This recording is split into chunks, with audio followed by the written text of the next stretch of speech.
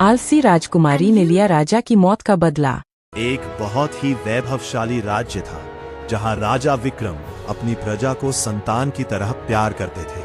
उनकी रानी सुलोचना भी दुनिया की नजरों में बहुत दयालु थी, लेकिन वह सिर्फ एक मुखौटा था।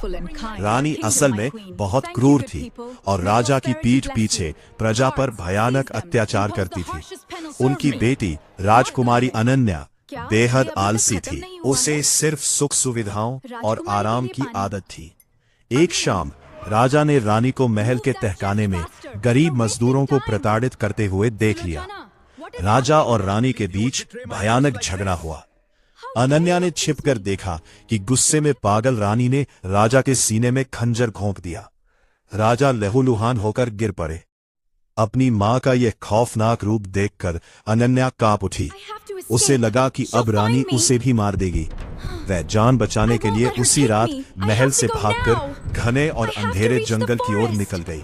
जंगल में भूख और प्यास से बेहाल अनन्या को एक तेजस्वी ऋषि मिले। अनन्या ने रोते हुए अपनी कहानी सुनाई और प्रतिशोध की भीख मांगी।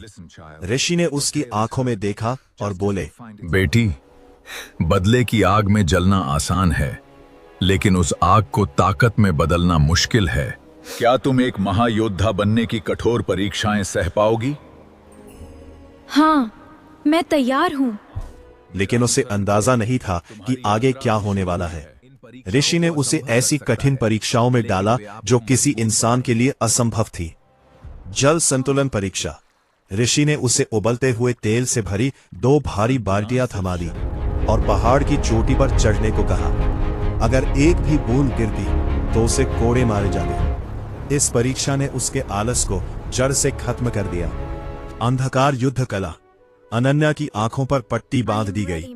उसे एक ऐसे कमरे में छोड़ा गया जहां चारों तरफ से लकड़ी के लट्ठे उसकी ओर गिरते थे। उसे बिना देखे, सिर्फ उनकी सरसराहट सुनकर उन्हें तलवार से काटना होता था। महीनों की चोटों के बाद उसने अपनी छठी इंद्री, सिक्स्थ सेंस, जागृत कर ली। धैर्य की अग्नि। उसे भरी दोपहर में तपती रेत पर घंटों बिना हिले डुले बैठना पड़ता था, जबकि उसके सामने स्वादिष्ट भोजन रखा जाता। उसे अपनी भूख और अपने मन पर काबू पाना सिखाया गया। 5 साल की इस भयानक तपस्या ने उस आलसी राजकुमारी को एक ऐसी महायोद्धा बना दिया जिसकी तलवार की गति बिजली से भी तेज थी। अनन्या अब रुकने वाली नहीं थी। वह बिना किसी सेना के अकेले ही घोड़े पर सवार होकर महल की ओर बढ़ी। उसके मन में सिर्फ एक ही लक्ष्य था, अपनी मां से पिता की मौत का बदला लेना। आधी रात को उसने महल की ऊंची दीवारें लांघी और साए की तरह पहरेदारों को चकमा देते हुए सीधा रानी के शयन कक्ष में जा पहुंची। रानी को देखते ही अनन्या की आंखों में खून उतर आया। उसने अपनी तलवार निकाली और बिजली की फुर्ती से रानी पर हमला किया। रानी अपनी जान बचाने के लिए इधर-उधर भागने लगी, लेकिन अनन्या की शक्ति के सामने वह टिक नहीं पाई। मरने के लिए तैयार हो जा, धोखेबाज माँ। अचानक महल की मशालें जल उठी। चारों ओर से तालियों की गड़गड़ाहट सुनाई दी। तभी अंधेरे कोने से राजा विक्रम बाहर आए। उन्हें जीवित और स्वस्थ देखकर अनन्या के हाथ से तलवार गिर गई। वो हक्की बक्की रह गई। तभी ऋषि कालजयी भी दरबार में प्रविष्ट हुए। ऋषि कालजयी ने आगे बढ़कर कहा, पुत्री, ये सब एक योजना थी। तुम हमारे राज्य की भविष्य हो, लेकिन तुम्हारा आलस इस सिंहासन के लिए अयोग्य था।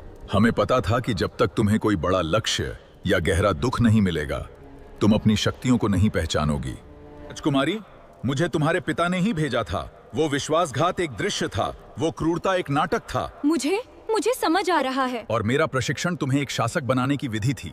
तुम जिसे अपनी दुश्मन समझकर लड़ने आई, असल में उन्हीं के प्रेम ने तुम्हें आज एक महायोद्धा बनाया है।